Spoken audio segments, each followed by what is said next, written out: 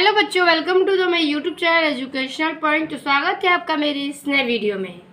आज हम लेके आए हैं आप लोगों के लिए क्लास 11th का, जो कि है हिंदी का चैप्टर 1 और वो है पद्यांश से कबीर दास का साखी। ठीक है, तो कबीर दास के द्वारा रचित है आपका साखी का चैप्टर, जो कि आज के इस वीडियो में हम देखेंगे इसके क्या पैराग्राफ्स के संदर्भ सहित व्याख्या, एक एक शब्दों के अर्थों के साथ हम समझते हुए इसकी पूरी कहानी में कि कबीरदास क्या कहते हैं उसको हम देखेंगे और हैंड रिटन नोट्स के साथ आपको ये नोट्स मिलेंगे। तो देर ना करते हुए वीडियो को स्टार्ट करते हैं। क्लास 11th का बहुत ही इम्पोर्टेंट चैप्टर है जो कि आपके हर बार एग्जाम में पूछे जाते हैं। ठीक है, तो पहला पैराग्राफ कह रहा है कि फर्स्ट पैराग्राफ कह रहा है कि बलिहारी गुर आपड़ो घोहाड़ी के भार जीनी मानिश तय देवता करत न लागी बार। ठीक है, तो यहाँ पर कबीरदास कहते हैं बलिहारी, बलिहारी माने निछावर होना, गुर माने गुरु। ठीक है, आपड़े यानी कि अपने। ठीक है, द्रोहाड़ी यानी कि दिन में, कई कै मतलब कई बार, यानी कि कबीरदास जी कहते हैं कि मैं अपने उन गुरु को मतलब कि अपने आप को उस गुरु पर निछावर कर दूं और बार बार अपना जो शरीर है उसको क्या कर दूं कि दिन में कई बार अपने शरीर का क्या करूं कि अर्पित उनको कर दूं, अर्पित कर देना चाहता हूं। जीनी, जीनी माने जिन्होंने, मानिस माने मनुष्य, तय माने से, देवता माने देवता बनाने में, कि जिन्होंने मनुष्य से देवता बनाने में, यानी कि जिन्होंने मेरे अंदर ज्ञान उत्पन्न करके मनुष्य की भांति देवता बना दिया, मनुष्य से देवता के समान बना दिया। करत न लागी बार, करत माने कि बार माने कि देर से, लागी माने देर ना लगी, नहीं माने नहीं, करत माने तनिक, यानी कि उन्हें मनुष्य से देवता बनाने में मुझे थोड़ी सी भी देर नहीं लगी। तो कबीरदास के कहने का तात्पर्य है कि अपने उन गुरु को मैं खुद को निछावर करना चाहता हूँ। बार बार दिन में हर बार मैं अपने शरीर को उनके ऊपर अर्पित करना चाहता हूँ, जिन्होंने मनुष्य से मुझे देवता के समान ज्ञान देकर मनुष्य से देवता बना दिया और तनिक भी विलंब नहीं किया देवता बनाने में। ठीक है, तो इसी प्रकार से ये इसका अर्थ जो है कबीरदास कहते हैं। तो अर्थ तो हम लोग समझ लिए, लेकिन हमें किस प्रकार से इसकी व्याख्या करनी होगी, संदर्भ व्याख्या और काव्य सौंदर्य हम इसका देखेंगे। तो सबसे पहले हम पैराग्राफ का हेडिंग कर लेंगे, बलिहारी गुर डॉटेड लागी बार। चलिए देख रहे हैं इसका अर्थ, एक एक शब्दों के अर्थ यानी कि बताने के बाद हम एक एक पैराग्राफ का अर्थ देखेंगे। तो हेडिंग हम बना लेंगे बलिहारी गुर डॉटेड लागी बार। सबसे पहले हम संदर्भ इसका देखेंगे। तो संदर्भ होगा इसका, प्रस्तुत दोहा हमारी पाठ्य पुस्तक हिंदी के काव्य खंड में संकलित एवं कबीरदास द्वारा रचित साखी नामक पाठ से लिया गया है। ठीक है, ये आपका संदर्भ है और यही संदर्भ आपको आगे के कई पैराग्राफ्स में लिखना है, क्योंकि संदर्भ सब में पूछेगा। ठीक है, तो ये आप नोट कर लीजिए, क्योंकि हम इसके आगे संदर्भ को नहीं लिखेंगे, इसी संदर्भ को बारी बारी से आपको लिख लेना है। ठीक है, इसकी व्याख्या हम लिखेंगे जैसा कि मैंने आपको समझाया। तो व्याख्या लिखेंगे कि कबीरदास जी कहते हैं कि मैं अपने उन गुरु पर न्योछावर हूँ, ठीक है, जो और बार बार अपना शरीर उनको अर्पित कर देना चाहता हूँ, जिन्होंने मेरे अंदर ज्ञान उत्पन्न करके मनुष्य से देवता के समान बना दिया और तनिक भी विलंब नहीं किया। यही इसका अर्थ है। एक बार काव्य सौंदर्य देख लिया जाए। काव्य सौंदर्य आपको लिखना है इसमें। काव्य सौंदर्य में लिखेंगे भाषा जो इसकी है सधुकड़ी, दो छंद यानी कि दोहा, अलंकार अनुप्रास और यमक, शैली है मुक्तक और गुण है प्रसाद का। तो यहाँ से आपको काव्य सौंदर्य में भाषा, छंद, शैली और गुण ये सारा सब में सेम रहेगा, लेकिन अलंकार चेंज हो सकता है। अगर आपको रस मिलेंगे इसमें, रस से रिलेटेड कुछ, तो हम इसके रस को भी प्रदर्शित कर सकते हैं। लेकिन आपको ये चारों चीज़ें सारे पैराग्राफ्स में काव्य सौंदर्य में लिखनी है और ये यही रहेगा कि इसकी भाषा जो है वो सधुक कड़ी है, छंद जो कि है दोहा है, शैली मुक्तक की और गुण प्रसाद का। ठीक है, तो इस प्रकार से हमारा फर्स्ट पैराग्राफ समाप्त होता है। अब हम चलेंगे दूसरे पैराग्राफ पे।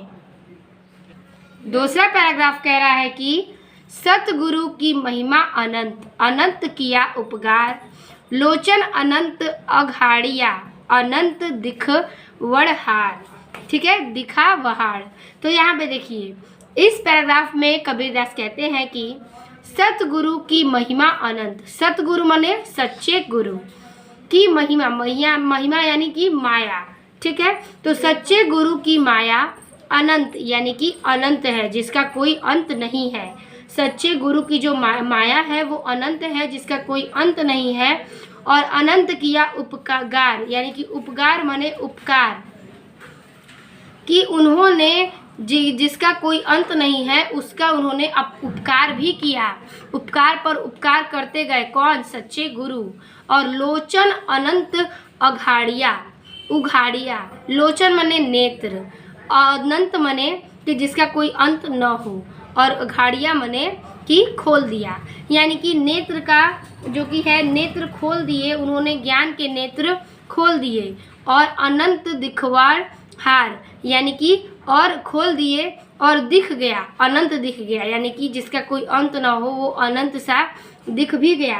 कहने का तात्पर्य है कि सच्चे गुरु की महिमा का वर्णन करते हुए कबीरदास कह रहे हैं कि सच्चे गुरु की महिमा जो है वो बहुत ही अनेक है, उसका कोई अंत नहीं है। उन्होंने कई उपकार किए हैं मुझ पर, और उन्होंने ज्ञान से मेरे नेत्र को खोल दिए हैं, जिससे मैंने परम ब्रह्म के भी दर्शन कर लिए। ठीक है, उन्होंने मेरे ज्ञान के नेत्र खोल दिए, जिसके कारण कि मैंने देख लिए क्या? परम ब्रह्मा के दर्शन को भी मैंने उन नेत्रों से देख लिया। ठीक है, तो ये हो गया आपके सेकंड पैराग्राफ का अर्थ। हेडिंग बनाएंगे सतगुरु की डॉटेड दिखावड़ हार। चलिए इसके बाद हम इसका अर्थ देखें। तो दूसरा है सतगुरु डॉटेड सतगुरु की दिखावड़ हार। हेडिंग हो जाएगा, संदर्भ इसका पूर्ववर्त है। अब हम देखेंगे इसकी व्याख्या। व्याख्या में लिखेंगे कि सतगुरु की महिमा का वर्णन करते हुए कबीरदास जी कहते हैं कि सतगुरु की महिमा अपार है। उन्होंने मुझ पर अनेक उपकार किए हैं। उन्होंने ज्ञान से मेरे मन को नेत्रों को खोल दिए हैं, जिससे मैंने परम ब्रह्मा का दर्शन भी कर लिया है। कवि के कहने का तात्पर्य है कि गुरु की कृपा से ही मैंने मोह माया से छुटकारा प्राप्त कर लिया और ईश्वर को प्राप्त करने के योग्य बन सका। ठीक है, संदर्भ देखिए, काव्य संदर्भ इसका पूर्ववर्त है, क्योंकि जो पैराग्राफ के सारे अलंकार, सारे जो छंद, शैली जो भी है वो सब सेम है, इसलिए आप वही काव्य संदर्भ इसमें नोट कर लीजिएगा। बाकी के काव्य संदर्भ अलग है तो उसका हम देखेंगे। अब हम चलेंगे अगले पैराग्राफ पे, यानी कि तीसरे नंबर पे। तीसरा पैराग्राफ कह रहा है कि दीपक दिया तेल भरी, बाती दई उप अघटट, पूरा किया बिशा हुड़ान, बहुरी न आवे हटट। ठीक है, तो यहाँ पे देखिए कहने का तात्पर्य है दीपक दिया तेल भरी। दीपक यानी कि जो शरीर रूपी दीपक है। ठीक है, शरीर रूपी जो दीपक है उसका दिया, यानी कि दीपक का दिया तेल भरी, तेल से भर दिया, यानी कि शरीर रूपी दीपक का जो दिया है उसने तेल से भर दिया। और बाती हुई अघटट, यानी कि जो बाती है वो दई मतलब कि दे दिया। ठीक है, जो कभी ना घटे। अघटट मतलब जो कभी ना घटे, यानी कि शरीर रूपी दिए को तेल से भर दिया और बाती वैसा दिया जो कभी ना घटे। ठीक है, पूरा किया विषाणु हड़ा, यानी कि पूरा माने व्यापार। ठीक है, तो यहाँ पे देखिए उन्होंने पूरा किया विषाणु हुड़ा, यानी कि विषाहुड़ा का अर्थ है व्यापार। ठीक है, उन्होंने पूरा किया व्यापार। बहुरी न आवे हटट, बहुरी मतलब दोबारा, न मने नहीं, दोबारा नहीं, आवे मतलब आऊँगा, हटट यानी कि संसार रूपी इस बाजार के मोह माया में।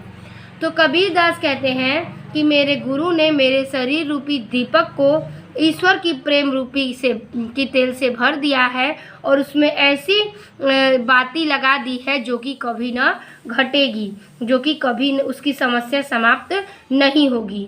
संसार रूपी वासना रूपी समस्या जो है वो कभी समाप्त नहीं होगी। पूरा किया यानी कि जिसने मुझे आगमन के चक्र से मुक्ति दिलाई, उसने क्या किया, उस संसार से जिन्होंने मुझे मुक्ति दिलाई, मैं इस संसार में दोबारा नहीं आऊँगा, यानी कि दोबारा संसार रूपी बाजार में मैं नहीं आऊँगा। ठीक है, यही कबीरदास कहते हैं। हेडिंग करेंगे दीपक दिया डॉटेड आवे हट हट। तो हेडिंग करेंगे दीपक दिया डॉटेड आवे हट हट। ठीक है, संदर्भ इसका पूर्वत रहेगा। व्याख्या में लिखेंगे कि कबीरदास जी कहते हैं कि मेरे गुरु ने मेरे इस शरीर रूपी दीपक को ईश्वर प्रेम रूपी तेल से भर दिया और उसने ज्ञान रूपी अक्षय की बाती डाल दी।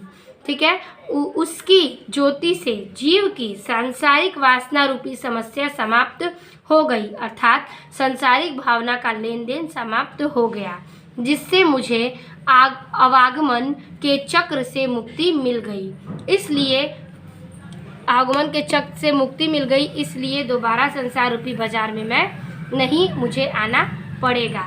यानी कि उनके कहने का तात्पर्य है कि ईश्वर के ज्ञान से मैं क्या किया कि आगे ज्ञान को प्राप्त कर लिया हूँ और मैं इस मोह माया के बाजार में फिर वापस नहीं लौटना चाहता। ठीक है, यही कहते हैं। इसका काव्य सौंदर्य देखेंगे। काव्य सौंदर्य में लिखेंगे हम की भाषा सधुक कड़ी, शैली मुक्तक की, छंद है दोहा, गुण है प्रसाद का और अलंकार है इसमें रूपक। तो ये हो गया आपके थर्ड पैराग्राफ का क्या अनुवाद और व्याख्या। चलिए अब हम देखते हैं इसका अगला पैराग्राफ। चौथा पैराग्राफ कह रहा है कि बूढ़े थे परी उबरे, गुरु गुर की लहरी चमकी, भेरा देखया जरा उतरी पड़े फरंगी।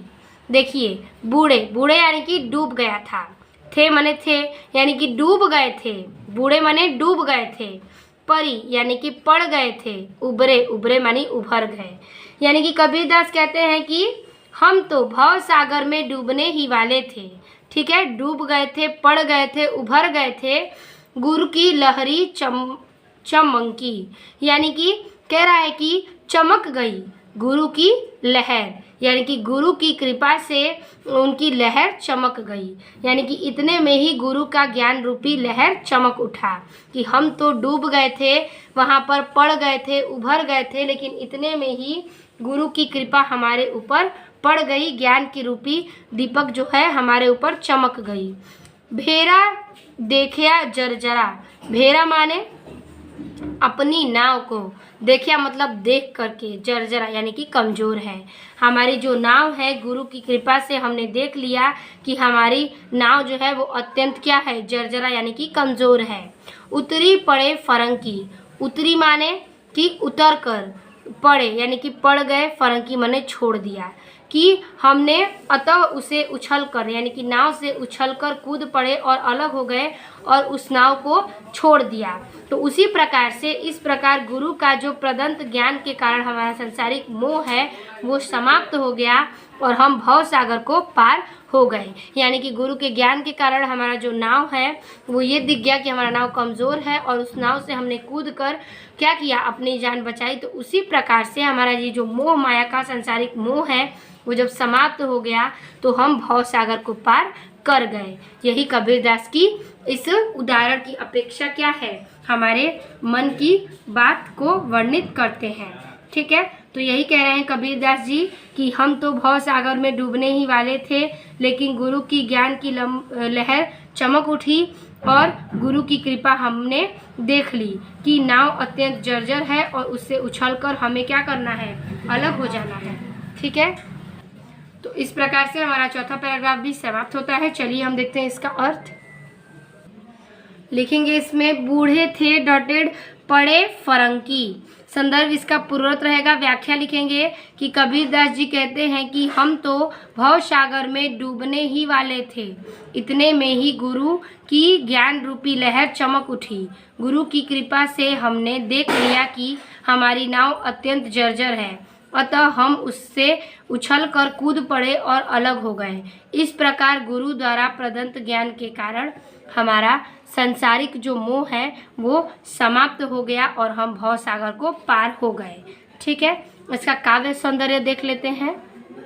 काव्य सौंदर्य में लिखेंगे भाषा सधुक्कड़ी, शैली मुक्तक, छंद है दोहा, गुण है प्रसाद का, अलंकार है अतिशयोक्ति रूपक अलंकार।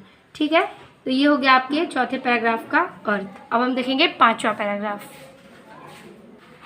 पांचवा पैराग्राफ कह रहा है कि चिंता तो हरि नाव की और न चिंता दास, जो कुछ चितवे राम बिन सोई काल की पास। चिंता माने कि चिंता रहती है, तो माने तो, हरि माने भगवान की, चिंता रहती है भगवान की नाव की, यानी कि नाव की, यानी कि चिंता रहती है भगवान के नाव की, और न चिंता दास, और न चिंता रहती है सेवक को भगवान की। यानी कि कह रहा है कि चिंता तो रहती है भगवान को की नाव की, लेकिन जो कि है सेवक को भी भगवान की चिंता है। कह रहा है कि कवि कहते हैं कि हरि के सच्चे सेवक हमेशा भगवान के चिंता ही करते रहते हैं, अन्य किसी वस्तु की चिंता नहीं करते। ठीक है, कि जो भगवान के भक्त हैं वो उनके नाव की और उनकी चिंता में ही लगे रहते हैं, उनके दास और किसी की चिंता में नहीं लगते। दास माने सेवक, दास। ठीक है, जे कुछ चितवे राम बिन सोई काल की पास। जे माने कि जो भक्त कुछ, यानी कि जो भी भक्त हैं राम के, वो राम के अलावा कुछ नहीं सोचते। जो कुछ चितावे राम बिन, जो भी राम के भक्त हैं वो राम के अलावा कुछ नहीं सोचते। सोई काल की पास, जो मोह माया में है वही काल के बंधन में बंध जाते हैं। यानी कि जो लोग राम का नाम नहीं जपते, ठीक है, अन्य किसी काम में लगे रहते हैं, उन्हीं को मोह माया की जाल में फंसे रहते हैं और काल के बंधन में बंध जाते हैं। ठीक है, तो कह रहा है यहाँ पर कि कवि कहते हैं कि हमारे सेवक जो हैं वो भगवान का नाम की चिंता करते हैं, अन्यथा किसी वस्तु की चिंता नहीं करते। वो इस बात को भली प्रकार जानते हैं कि ईश्वर का स्मरण करने के अतिरिक्त अन्य चीज़ों का चिंतन मृत्यु के समान के बंधनकारी है। यानी कि मृत्यु के बंधन में वो बांध देता है जो राम का नाम नहीं लेता है। ठीक है, यही इस पैराग्राफ का अर्थ है। चलिए देख लेते हैं इसका भी संदर्भ व्याख्या। हेडिंग कर लेंगे चिंता तो हरि डॉटेड की पास। तो हेडिंग कर लेंगे चिंता तो डॉटेड की पास। संदर्भ इसका पूर्ववत रहेगा। व्याख्या में लिखेंगे कवि कहते हैं कि हरि के सच्चे सेवक हमेशा भगवान के नाम की ही चिंता करते हैं, अन्य किसी वस्तु की चिंता नहीं करते। ठीक है, और वे इस बात को भली जे प्रकार जानते हैं कि ईश्वर का स्मरण करके अतिरिक्त अन्य सभी चीज़ों का चिंतन मृत्यु के समान बंधन के कारी है। ठीक है, यही इसका क्या है, व्याख्या है। अब देख लेंगे इसका काव्य सौंदर्य। काव्य सौंदर्य में लिखेंगे भाषा सधुक्कड़ी, शैली मुक्तक की, गुण प्रसाद का, छंद दोहा, अलंकार है रूपक। तो ये हो गया आपका अलंकार रूपक, यानी कि ये उसका पैराग्राफ का टोटली क्या है, क्लियर हो गया। अब हम चलेंगे छठवें पैराग्राफ पे। छठवां पैराग्राफ कह रहा है कि तू करता तू भया, मुझ में रही न हूँ, बारी फेरी बली गई, जीत देखो तित तू। तो यहाँ पे कबीरदास कहते हैं कि तू करता तू भया, यानी कि अपना नाम जपते जपते अपने समान हो गया, कि अपना नाम जपते जपते मैं अपने जैसा ही हो गया हूँ। ठीक है, मुझ में रही न तू, यानी कि अब मेरे में नहीं रही घमंड, लेन देन या आना जाना। ठीक है, तो यहाँ पे कह रहा है कि अब मेरे में कोई भी घमंड नहीं रही। तू करके मैंने कि, यानी कि अपना नाम जपते जपते, प्रभु तुम्हारा नाम जपते जपते, ठीक है, आपका नाम जपते जपते मैं क्या हो गया, आपके जैसा ही हो गया हूँ। परमात्मा में लीन होने के कारण मैं अपना अहंकार भी समाप्त कर चुका हूँ। बारी फेरी बली गई, जीत देखे तित तू। बारी माने कि लेन देन, फेरी यानी कि परिणाम स्वरूप मेरे लिए, ठीक है, जन्म के चक्र में मेरे मरण का चक्र भी समाप्त हो चुका है। यानी कि लेन देन के इस चक्र में बारी फेरी, यानी कि लेन देन के या फिर आने जाने के इस चक्र में बली गई, यानी कि नष्ट हो गया है, जलकर नष्ट हो गया है। जित देखिया तित तू, जिस तरफ भी देखता हूँ आप ही दिखाई देते हैं। यानी कि मेरे जन्म के और मरण के चक्र समाप्त हो चुके हैं और अब मैं जिधर भी देखता हूँ उधर आप या तू दिखाई देते हैं। ठीक है, तो कहने का अर्थ है कि कबीरदास जी कहते हैं कि प्रभु का नाम जपते जपते मैं प्रभु के जैसे ही हो गया हूँ, मेरा अहंकार समाप्त हो चुका है, मैं अपने अहंकार को त्याग चुका हूँ और लेन देन का आना जाना जलना जो है नष्ट हो चुका है। जिस तरफ भी मैं देखता हूँ उस तरफ मुझे आप ही आप दिखाई देते हैं। चलिए इसका अर्थ देख लें। हेडिंग करेंगे तू करता डॉटेड तित हूँ। हेडिंग करेंगे तू करता डॉटेड तित हूँ। संदर्भ इसका पूर्वत रहेगा। व्याख्या लिखेंगे कि कवि कहते हैं कि हे प्रभु, तुम्हारा नाम जपते जपते अब मैं भी आपके जैसा ही हो गया हूँ। परमात्मा में लीन होने के कारण मेरा सारा अहंकार समाप्त हो गया है। परिणाम स्वरूप मेरे लिए जन्म मरण का चक्र, मेरे जन्म मरण का चक्र समाप्त हो चुका है। अब मैं जिधर भी देखता हूँ उधर तू दिखाई देता है। ठीक है, इसका काव्य सौंदर्य लिखेंगे। काव्य सौंदर्य है भाषा सधुक्कड़ी, शैली मुक्तक है। ठीक है, छंद है दोहा, प्रसाद है गुण का, अलंकार है पुनरुक्ति प्रकाश अलंकार, रस है शांत का। ठीक है, तो ये हो गया आपका इस पैराग्राफ का भी अर्थ। अब हम चलेंगे अपने 7वें पैराग्राफ पे।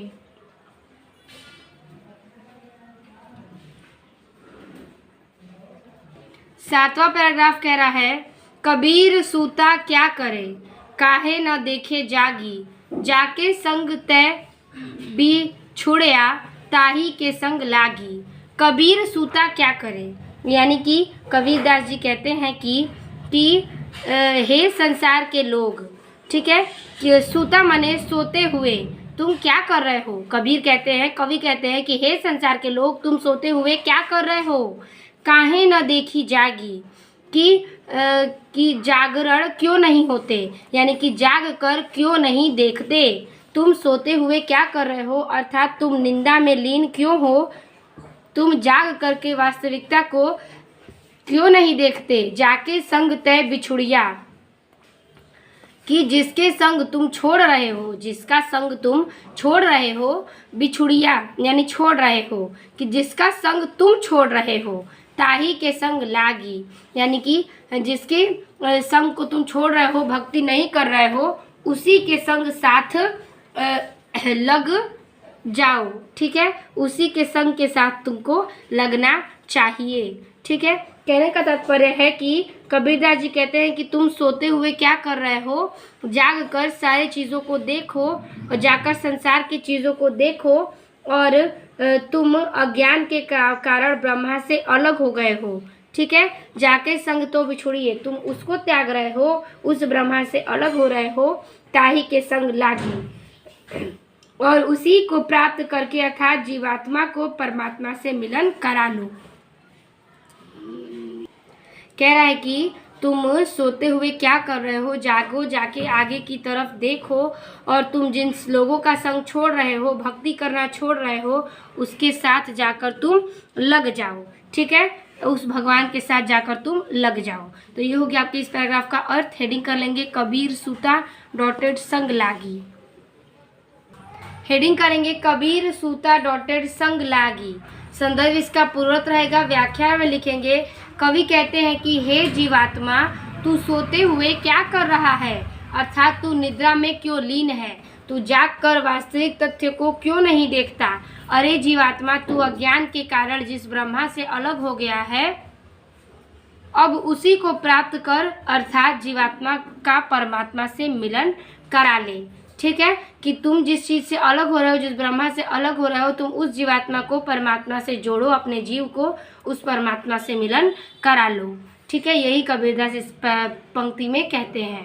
काव्य सौंदर्य में लिखेंगे भाषा सधुक्कड़ी, ठीक है। शैली मुक्तक, छंद है दोहा, गुण है प्रसाद का, रस है शांत का, अलंकार है अनुयोक्ति का। ठीक है, अनुशोक्ति अलंकार। ठीक है, तो ये हो गया आपके इस पैराग्राफ का भी अर्थ। अब हम चलेंगे 8वें पैराग्राफ पर। 8वां पैराग्राफ कह रहा है, कैसे कही कही कुकिए, ना सोइए असरार, राति दिवस कै कुंकड़े, कबहू लगे पुकार। कैसे, कैसे मतलब कि क्या, कैसे माने कि श्री कृष्ण कही कही कुकिए, यानी कि श्री कृष्ण से प्रभु से कह कहकर कुकिए, यानी कि बोलिए। श्री कृष्ण के प्रभु से कह कहकर बोलिए कि ना सोइए असरार, न सोइए असरार, यानी कि न सोइए आलस में पड़कर, कि श्री कृष्ण कह कहकर बोलिए और न सोइए आलस में पढ़कर, राति दिवस कै कुंकड़े, रात दिवस माने दिन का स्मरण करें, कि रात दिन का क्या करें कि स्मरण करोगे, और कबहू यानी कभी न कभी लगे पुकार, पुकार ही लग ही जाएगी, यानी कि श्री कृष्ण का तुम रात दिन जप करो, कभी ना कभी उन्हें सुनाई पड़ेगा और वो तुम्हारे पुकार को ज़रूर स्वीकार करेंगे। तो कवि का अर्थ है कि श्री कृष्ण कह कहकर बोलिए, न सोइए आलस में पड़कर, और रात दिन स्मरण करिए, कभी ना कभी पुकार लग ही जाएगी श्री कृष्ण के पास। ठीक है, ये हो गया आपके इस पैराग्राफ का अर्थ। तो हेडिंग करेंगे, केशव कहे डॉटेड लगे पुकार। चलिए इसका हम व्याख्या देख लें। तो 8वां पैराग्राफ है, कैसे कहीं डॉटेड लगे पुकार। संदर्भ इसका पूर्वक रहेगा। व्याख्या लिखेंगे कि कबीरदास जी कहते हैं कि हे मनुष्य, हर समय ईश्वर का नाम लेकर उनको पुकारते रहो, किसी भी क्षण आलस्य मत करो, रात दिन लगाकर पुकारने से किसी भी क्षण तुम्हें सफलता जरूर मिलेगी, अर्थात भगवान कभी न कभी किसी दिन तुम्हारी पुकार अवश्य सुनेंगे। ठीक है, तो ये हो गया आपके इस पैराग्राफ का अर्थ। काव्य सौंदर्य देखते हैं। काव्य सौंदर्य लिखेंगे, भाषा सधुकड़ी, शैली मुक्तक, छंद दोहा, गुण प्रसाद, अलंकार है इसमें अनुप्रास, पुनरुक्ति, प्रकाश अलंकार। ठीक है, अब हम चलेंगे 9वें पैराग्राफ पर। 9वां पैराग्राफ कह रहा है, लंबा मारंग दूरी घर, विकट पंथ बहुमार, कहे संतो क्यों पाइए, दुर्लभ हरि दीदार। यानी कि लंबा, लंबा माने लंबा, मार्ग माने रास्ता, दूरी घर यानी कि दूर है, घर यानी कि मंजिल के, यानी कि लंबा है रास्ता और दूर है घर, यानी कि घर से मंजिल से लंबा और रास्ता क्या है, दूर है। विकट, विकट पंथ बहुमार, विकट, विकट माने कि भयंकर, पथ माने रास्ता, और बहु माने बहुत, और मार माने बाधाएं, मार माने बाधाएं होता है।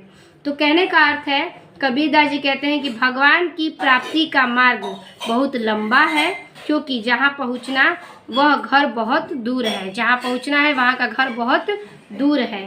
इस मार्ग से बहुत से लुटेरे भी मिलते हैं। ठीक है, तो कह रहे हैं कि इस मार्ग में बहुत से लुटेरे भी मिलते हैं, कि इस रास्ते से कई सारे मार्ग में लुटेरे भी मिलते हैं, विकट भी आती है। कहे संतो क्यों पाइए, कहे, कहे माने कहते हैं कि हे भक्त संतो यानी कि हे भक्त क्यों, क्यों पाइए यानी कि पाएंगे, यानी कि कहने का अर्थ कि ऐसी स्थिति में हे संतो बताइए कि भगवान के दुर्लभ दर्शन कैसे प्राप्त हो पाएंगे। दुर्लभ हरि दीदार यानी कि दुर्लभ माने दुर्लभ, हरि माने भगवान के, दीदार मतलब दर्शन कैसे होंगे। ऐसी स्थिति में संत पूछते हैं कि कैसे हम इस दुर्लभ स्थिति में भगवान का दीदार कर पाएंगे। ठीक है, चलिए देखते हैं इसकी व्याख्या। हेडिंग बना लेंगे, लंबा मारंग, ठीक है, डॉटेड हरि दीदार। तो हेडिंग करेंगे, लंबा मारंग डॉटेड हरि दीदार। संदर्भ इसका पूर्ववर्त रहेगा। व्याख्या लिखेंगे। कबीर दास जी कहते हैं कि भगवान की प्राप्ति का मार्ग बहुत लंबा है, क्योंकि जहाँ पहुँचना है वहाँ घर बहुत दूर है, वहाँ का घर बहुत ही दूर है। इस मार्ग में बहुत से लुटेरे भी मिलते हैं। ऐसी स्थिति में हे संतों, बताइए कि भगवान के दुर्लभ दर्शन कैसे प्राप्त होंगे, अर्थात ईश्वर का दर्शन पाने के लिए अनेक कठिनाइयाँ मिल रही हैं या होती हैं। ठीक है। काव्य सौंदर्य लिखेंगे। भाषा सधुकड़ी, शैली मुक्तक, छंद है दोहा, गुण है प्रसाद और अलंकार है अनुशयोक्ति रूपक अलंकार। ठीक है। तो ये होता है आपके 9वें पैराग्राफ का भी अर्थ, काव्य सौंदर्य। अब देखेंगे हम 10वें पैराग्राफ को। 10वां पैराग्राफ कह रहा है कि यहू तन जलौ मसी कलय करय, लिखो राम का नाउ, लेखड़ी करू करंक की, लिखी लिखी राम पठाऊ। देखिए, यहू तन, यहू मने कि मैं, तन मने इस शरीर को, जले मतलब जला करके, मसी करे यानी कि स्याही बनाऊंगा, कि मैं अपने इस शरीर को जला करके स्याही बनाऊंगा और उससे लिखे राम का नाम, यानी कि मैं लिखूंगा उससे राम का नाम। ठीक है। कि मैं अपने इस शरीर को जला करके स्याही से लिखूंगा राम का नाम। लेखड़ी करूँ करंक की, लिखी लिखी राम पठाऊ। लेखकी यानी कि मेरी कलम, करंक, करंक माने हड्डियाँ, यानी कि मेरी कलम जो है वो हड्डियों की रहेंगी, होंगी, मेरी कलम हड्डियों की होंगी। और लिखी लिखी यानी कि लिख लिख करके, लिख लिख कर राम पठाऊ, राम को मैं भेजूंगा। ठीक है। तो कवि कहते हैं कि परमात्मा के विरह से व्याकुल आत्मा कहती है कि मैं इस शरीर को जला करके अपने स्याही बनाऊंगा, अपने आप को स्याही बनाऊंगा। इसके बाद अपनी हड्डियों से लेखिका बना करके राम के नाम को लिखकर क्या करूंगा, उन्हें भेजता रहूँगा। ठीक है। यही इस पैराग्राफ का अर्थ है। बहुत ही छोटा और बहुत ही क्लियर अर्थ है और इसमें आत्मा कह रही है राम के प्रति। ठीक है। तो हेडिंग करेंगे इस पैराग्राफ का, यहू तन डॉटेड राम पठाऊ। तो हेडिंग करेंगे यहू तन जलौ डॉटेड राम पठाऊ। संदर्भ इसका पूर्वरत है। व्याख्या में लिखेंगे, परमात्मा के विरह में व्याकुल आत्मा कहती है, मैं इस अपने शरीर को जलाकर उसकी स्याही बनाऊंगा। उसके बाद अपने हड्डियों को लेखनी बनाकर उस स्याही से राम का नाम लिखकर अपने प्रियतम राम के पास बार बार भेजता रहूँगा या भेजती रहूँगी, जिससे वह मुझ विरहिणी की विरह की दशा और पीड़ा को समझेंगे। इस चीज़ से राम मुझे मेरी इस विरह की दशा को और पीड़ा को समझेंगे, इसलिए मैं अपने शरीर की स्याही बनाकर, हड्डियों का कलम बनाकर उन्हें लिखूंगी, राम का नाम लिखूंगी और उनके पास भेजती रहूंगी। ठीक है। तो ये था आपके इसका व्याख्या। काव्य सौंदर्य में लिखेंगे, भाषा है सधुकड़ी, शैली है मुक्तक की, छंद है दोहा और गुण है प्रसाद का, रस है शांत का, अलंकार है पुनरुक्ति प्रकाश अलंकार का। ठीक है। तो इस प्रकार से आपके 10 पैराग्राफ संदर्भ सहित व्याख्या काव्य सौंदर्य के साथ समाप्त होते हैं। आई होप आपको ये 10 पैराग्राफ समझ में आ गए होंगे और नोट्स के तौर पे आप इसे लिख भी सकते हैं। तो कुल इस पैराग्राफ में 20 पैराग्राफ है। आज मैंने इस वीडियो में पार्ट 1 के वीडियो में 10 पैराग्राफ का एक्सप्लेनेशन के साथ इसको हैंड रिटन नोट्स में भी बता दिया है। कल के पार्ट 2 के वीडियो में हम देखेंगे इसके अगले 10 पैराग्राफ को। ठीक है। तो वीडियो अच्छी लगी हो तो लाइक कमेंट अपने दोस्तों को ज़रूर शेयर कीजिएगा ताकि उन तक भी ये वीडियो ज़रूर पहुँचे। मिलते हैं आपसे अगले वीडियो में, तब तक के लिए धन्यवाद।